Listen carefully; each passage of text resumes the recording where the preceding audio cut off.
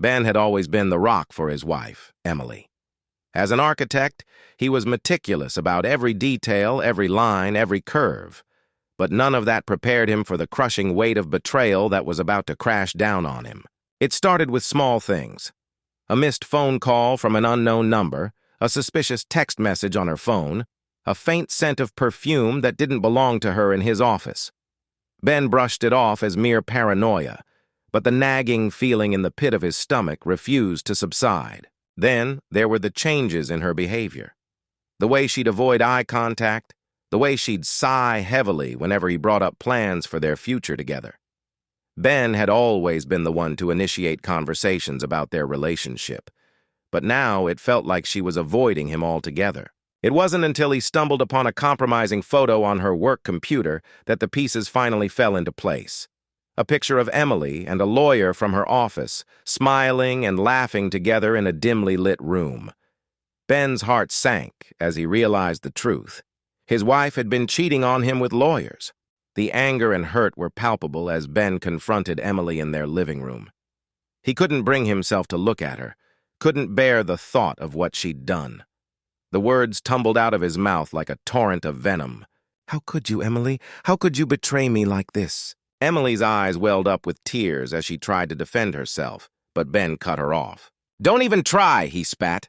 "I don't want to hear it." Ben's mind was racing with questions. Why had she done it? Was it the lack of intimacy in their marriage? The pressure from her job? Or was it something deeper? As the conversation escalated, Ben couldn't help but think about all the times Emily had promised to change, to work on their relationship. But those promises were just empty words, hollow echoes of a love that had long since died. The more he confronted her, the more Ben realized that his own feelings of inadequacy and frustration may have played a role in her infidelity. He thought about all the times he'd been too busy with work to spend quality time with Emily. All the times he'd assumed she was happy without asking. But none of that excused what she'd done. As the night wore on, Ben's anger gave way to despair.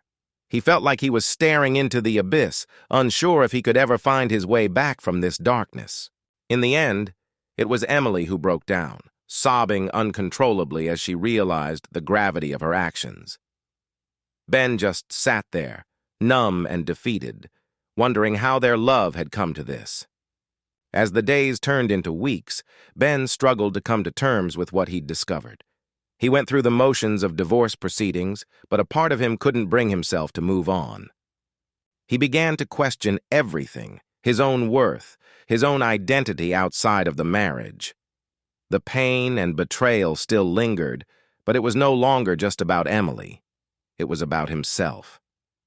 Ben realized that he needed to take responsibility for his own healing. He started attending therapy sessions, working through his feelings of inadequacy and frustration. It wasn't easy, but slowly, he began to rebuild himself. It was a long and arduous journey, but Ben eventually found a way to forgive himself and move forward. The experience had left scars, but it had also taught him valuable lessons about love, trust, and the importance of communication in any relationship. As for Emily, Ben couldn't help but feel a sense of pity for her. She'd lost everything that truly mattered: her marriage, her reputation, and ultimately herself. In the end, Ben emerged from the ashes, stronger and wiser. He knew that he'd never forget what had happened, but he also knew that he couldn't let it define him.